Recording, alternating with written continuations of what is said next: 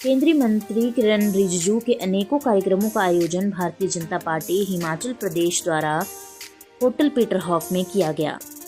केंद्रीय मंत्री प्रार्थना सभा में 10:15 पर पहुंचे, जहां उन्होंने एक पेड़ मां के नाम अभियान के अंतर्गत पौधारोपण किया। उसके उपरांत उन्होंने आपातकाल के 50 वर्ष पूरे होने पर एक प्रदर्शनी का उद्घाटन किया। साथ ही भाजपा युवा मोर्चा के अध्यक्ष तिलक राज द्वारा आयोजित एक मॉक पार्लियामेंट का भी उद्घाटन किया, जिसमें कॉलेज और स्कूल के युवाओं ने बढ़ चढ़कर भाग लिया और अंतिम कार्यक्रम आपातकाल पर संगोष्ठी का रहा। मैं माननीय प्रधानमंत्री से अनुरोध करता हूं कि वे सदन को संबोधित करें और इसे मार्गदर्शित करें। माननीय प्रधानमंत्री।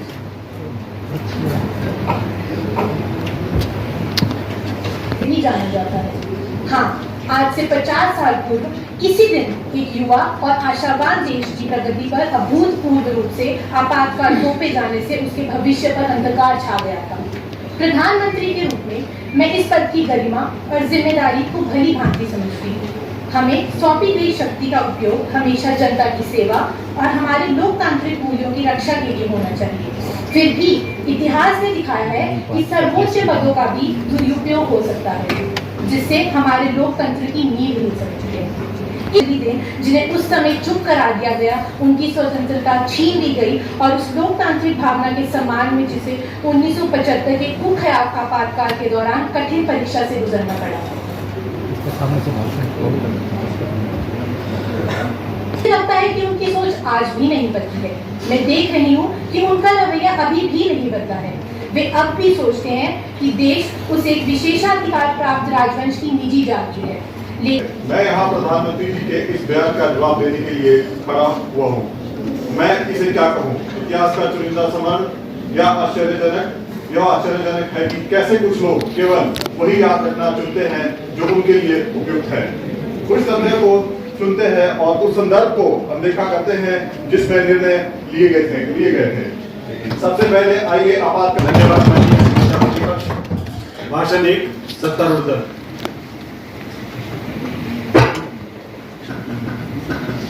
माननीय अध्यक्ष, सबसे पहले आपको मेरा नमस्कार। जब मैं विपक्ष के नेता का भाषण सुना, जिसमें वे आपातकाल का इतने अधिकार और असंवेदनशील के साथ बचाव कर रहे थे, तो मुझे विंस्टन चर्चिल की वे बंगाल अकाल पर दी गई टिप्पणियां, जब उन्होंने लोगों के दुख को यह कहकर खारिज कर दिया कि ये उनकी अपनी गलती है जो खरगोशों की तरह बच्चे पैदा करते हैं।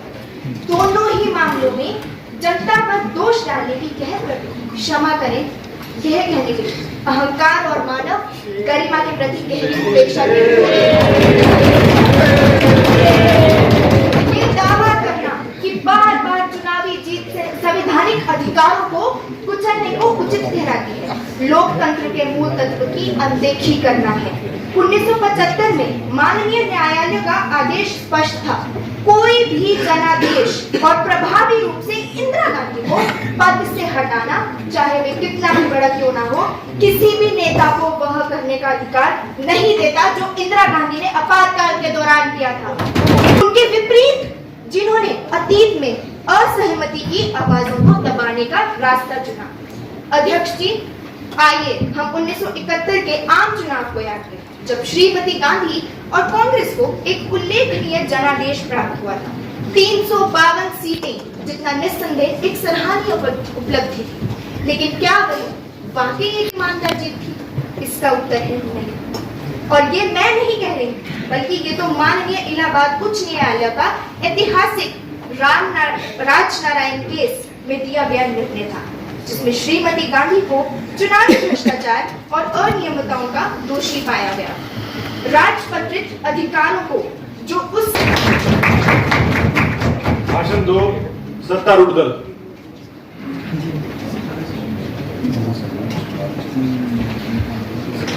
माननीय अध्यक्ष, मेरे पूर्ववक्ता सहयोगी ने बताया कि किस प्रकार श्रीमती गांधी ने हमारे युवा और उभरते हुए देश पर स्वतंत्रता की शुरुआत आते क्षणों में ही जॉबलिन आपातकालीन थोप दिया। अब मैं इस प्रश्न में गहराई से जानना चाहती हूँ, आखिर क्यों?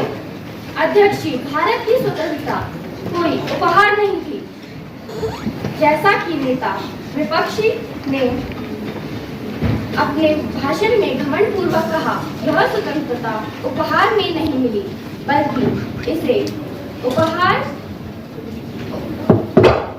हाथों से छीना गया। खून, बलिदान और असंख्य अपूरणीय क्षेत्रों की कीमत पर।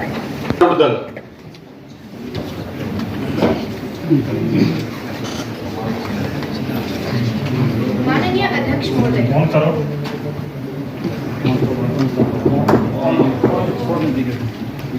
माननीय अध्यक्ष महोदय, एक स्वतंत्र प्रेस किसी भी लोकतंत्र की धड़कन होती है और आपातकाल के दौरान उस धड़कन को जानबूझकर रोक दिया गया। जैसे हम अपने संवैधानिक इतिहास के सबसे अंधेरे अध्याय पर चल रही इस महत्वपूर्ण चर्चा को आगे बढ़ा रहे हैं, मैं आज इस सदन में खड़ी होकर आपातकाल के दौरान प्रेस की स्वतंत्रता के योजनाबद्ध विध्वंस पर अपनी बात रखना चाहती हूँ। जैसे 25 जून 1975 को आपातकाल घोषित किया गया, सरकार ने फुर्ती से कदम उठाए, सिर्फ असहमति की आवाज को दबाने के लिए नहीं, बल्कि उन्हें पूरी तरह मिटाने के लिए। समाचार कक्ष सन्नाटे में डूब गए, प्रिंटिंग प्रेस थम गए और स्वयं सत्य को राज्य की सेंसरशिप के पीछे कैद कर दिया गया। यह कोई साधारण प्रशासनिक निर्णय नहीं था, एक सोची समझी और घातक हमला था। इस दुर्भाग्यपूर्ण रात को दिल्ली के प्रमुख समाचार पत्रकारियों जैसे इंडियन एक्सप्रेस और द स्टेट्समैन की बिजली आपूर्ति काट दी गई, ताकि आपातकाल की खबरें किसी भी संस्करण में प्रकाशित न हो सके। जब तक बिजली बहाल हुई, तब तक एक पूर्ण सेंसरशिप स्थापित कर दी गई। माननीय अध्यक्ष, लोकतंत्र एक ही क्षण में समाप्त नहीं होता, इसे मंद कर दिया जाता है, एक समय में एक ब्लैकआउट होता है। आपातकाल पर चल रही इस महत्वपूर्ण चर्चा को आगे बढ़ाते हुए आज मैं इस सदन का ध्यान एक कम चर्चित लेकिन अत्यंत भयावह रणनीति की ओर आकर्षित करना चाहता हूँ। इंदिरा गांधी सरकार द्वारा देश भर में योजनाबद्ध रूप से किए गए मीडिया ब्लैकआउट। आपातकाल के दौरान सेंसरशिप केवल कागज पर लाल निशानों तक सीमित नहीं थी, यह पूरे देश में एक खामोशी की चादर की तरह फैल गई थी। कांग्रेस वीडियो से जुड़े रहने के लिए धन्यवाद। हमारे चैनल को सब्सक्राइब कीजिए अभी।